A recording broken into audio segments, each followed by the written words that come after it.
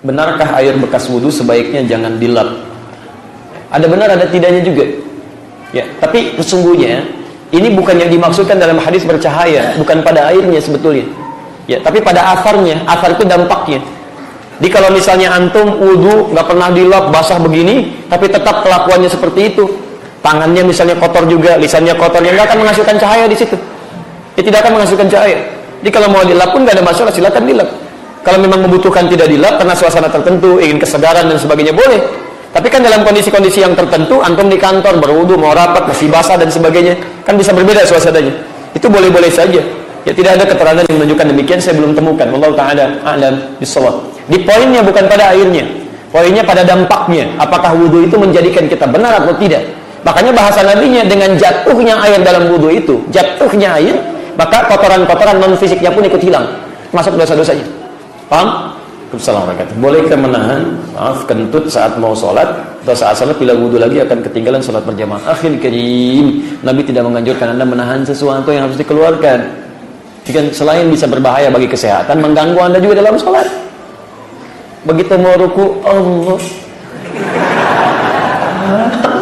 supaya nggak keluar. Anda sendiri nggak khusus sholatnya, ngapain begitu? Ya, Anda keluar, wudhu lagi, gabung jamaah, nggak ketinggalan jamaah sebelum imamnya salam. Di jamaah itu tetap berlangsung sebelum imam salam. Wudhu lagi, gabung. Ya, kalaupun Anda dalam keadaan masuk misalnya rakaat pertama, nggak apa-apa, Anda tetap hitung jamaah di situ. Dan sempurna sholatnya, sempurna, nggak ada masalah di situ. Begitu imam salam, jamaah dengan yang lain dapat juga jamaahnya. Dibandingkan Anda mengganggu diri sendiri. Begitu nggak tertahan, keluar, walaupun nggak ada suaranya, baunya menyebar, dia. Setelah itu Allahu Akbar, begitu salam, ini sendiri yang ribut. Iya, bau apa ya? Bau apa? Padahal dia itu fitnah itu. Waalaikumsalam warahmatullahi wabarakatuh. Ustaz, apa nama yang baik untuk anak laki-laki maupun anak perempuan? Mohon didoakan. Selesai insyaallah. Alhamdulillah. Doakan mudah-mudahan Allah berikan kebaikan untuk Anda. Yang pertama begini, sebelum memberikan nama-nama yang baik, pertama Anda bermohon dulu sifatnya di situ. Itu yang paling penting. Kalaupun namanya baik tapi sifatnya nggak baik, kan juga jadi persoalan di situ. Ya, jadi ada di Quran surah ke-7 ayat 189. Itu ada doa langsung sejak dalam kandungan. Minta supaya Allah memberikan sifat soleh pada anak Anda. Ya, falamma taghasyaha hamalat hamlan khafifan famarrat bi, falamma athqalat da'awallaha rabbahuma. Nah, ini doanya. La in ataitana shalihan lanakunanna minasyakirin. Tatkala suami istri mulai berhubungan, kemudian istri mulai mengandung, kandungan lemah sampai berat, semakin berat pasca kelahiran, ya, maaf, menjelang kelahiran, maka kedua suami dan istri maksudnya, mereka mulai memperbanyak doa kepada Allah. Da'awallaha rabbahuma, lihat ini doanya. La in ataitana shalihan lanakunanna minasyakirin. Ya Allah, sungguh jika Engkau berkenan, ya Allah, anugerahkan sifat saleh. Anugerahkan kami anak-anak yang saleh. Kami akan sangat bersyukur dengan itu semua. Kalau bahasa perempuannya, ya Allah, mohon ganti rasa sakit yang saya alami dalam kandungan ini, termasuk saat melahirkan, dengan lahirnya anak yang saleh. Dengan itu saya bersyukur, ya Allah. Kalau Anda seorang suami, ya Allah, mohon ganti rasa sakit istri saya yang telah ia alami saat ini, ya Allah. Dalam kelahirannya, mohon ganti itu semua dengan hadirnya anak yang saleh. Kami akan sangat bersyukur dengan itu, ya Allah. Sifat saleh. Siapapun namanya, apapun pekerjaannya, kalau dia nanti jadi pengusaha yang soleh, dia jadi diplomat yang soleh, jadi guru-guru yang soleh, sifat itu yang melekat pada dirinya. Kemudian sifat soleh ini kemudian diwujudkan dengan satu, ketika dilahirkan, terutama sampai hari ke-7, berikan nama yang sesuai. Nah, nama terbaik ini kalau Anda bertanya apa nama yang cocok, sekarang kembalikan dulu ke harapan Anda, mau jadi apa anak itu. Ya, kan sifatnya bisa beda-beda. Misal Anda berharap dia jadi penghafal Quran, Anda berharap bisa jadi misalnya dia penafsir Quran, maka bisa kita berikan nama yang baik, misalnya hamilul Quran, hamilatul Quran, kan? Kemudian kalau Anda ingin dia misalnya dekat dengan sunnah Nabi, kan? Kita bisa berikan habibatul Mustafa dan sebagainya. Dia ada kalimat-kalimat yang bisa kita hadirkan dalam rangka harapan-harapan Anda ingin seperti apa nih jalur anak-anak Anda ini. Anak pertama, kedua, ketiga. Paham sampai sini? Tapi ada nama-nama standar yang sangat dicintai oleh Allah Subhanahu wa taala. Pertama, nama-nama penghambaan pada kalimat tauhid. Abdullah, Abdurrahman. Itu nama-nama yang sangat dicintai. Yang kedua, ada nama-nama sifat-sifat kebaikan. Seperti nama-nama anbiya, para nabi, ya. Boleh sebagai tafaul, keteladanan. Anda berikan nama misalnya Muhammad, kan? Supaya bisa meniru akhlaknya Nabi Muhammad sallallahu alaihi wasallam.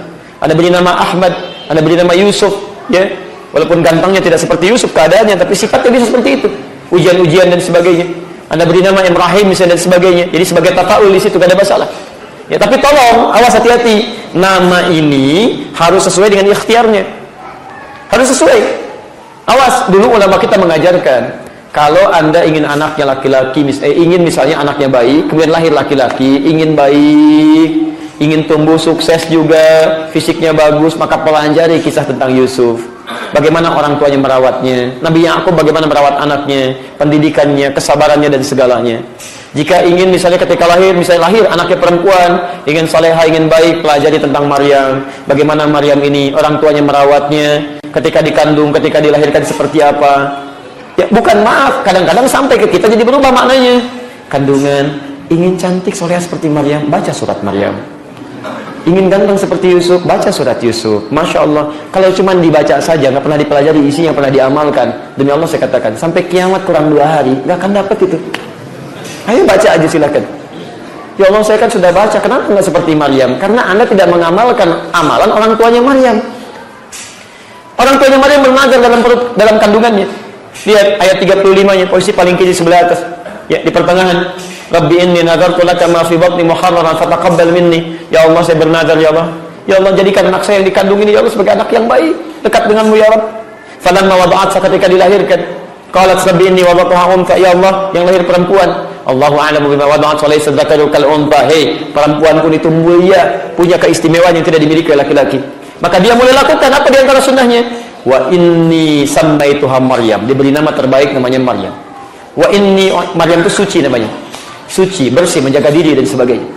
Ya, wa inni u'idzuha bika wa dzurriyyataha minasyaitonir rajim. Sunnah selanjutnya minta pertolongan. Sunnah selanjutnya carikan guru yang baik. Sunnah selanjutnya cari tempat sekolah yang baik. Makanya oleh orang tuanya dicarikan pengajar yang baik. Nabi Zakaria, orang paling soleh, dekat dengan Allah, ilmunya banyak, tempatnya juga bagus, mihrab.